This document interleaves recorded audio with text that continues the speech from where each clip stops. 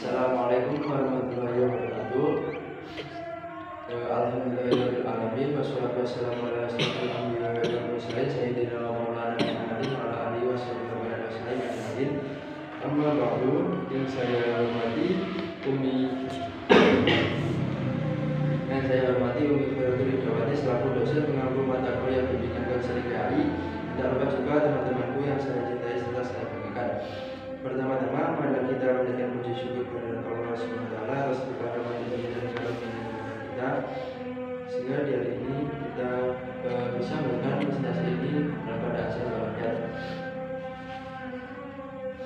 Ya, langsung saja di sini saya Muhammad Andri Kurniawan akan mempresentasikan sebuah materi mengenai pengertian dan ciri-ciri profesi yang berbentuk mapping.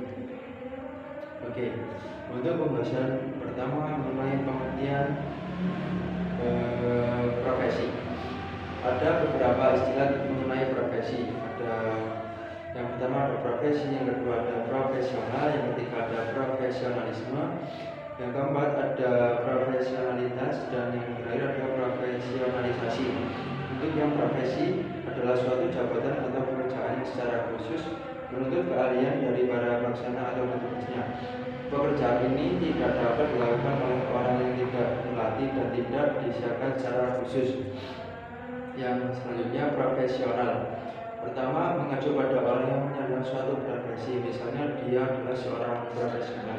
Dan yang kedua, mengacu pada penampilan seseorang dalam melakukan pekerjaan yang sesuai dengan profesinya, yang dipertentangkan dengan istilah profesional atau amatiran. Dan yang selanjutnya yaitu profesionalisme. Komitmen para anggota suatu profesi untuk selalu berupaya meningkatkan dan mengembangkan kemampuan profesionalnya secara strategis dan terus menerus. Yang selanjutnya profesionalitas, yaitu sikap para anggota suatu profesi terhadap pekerjaannya, serta belajar pengetahuan dan keahlian yang mereka miliki untuk melaksanakan tugasnya. Kemudian yang terakhir yaitu profesionalisasi, yaitu proses peningkatan kualifikasi dan kemampuan anggota profesi untuk mencapai kriteria standar. Ini adalah proses pengembangan keprofesionalan yang berlangsung sepanjang hayat dan tanpa henti, melalui pendidikan atau latihan prajabatan maupun dalam jabatan. Yang selanjutnya ciri-ciri profesi. Ciri-ciri utama profesi.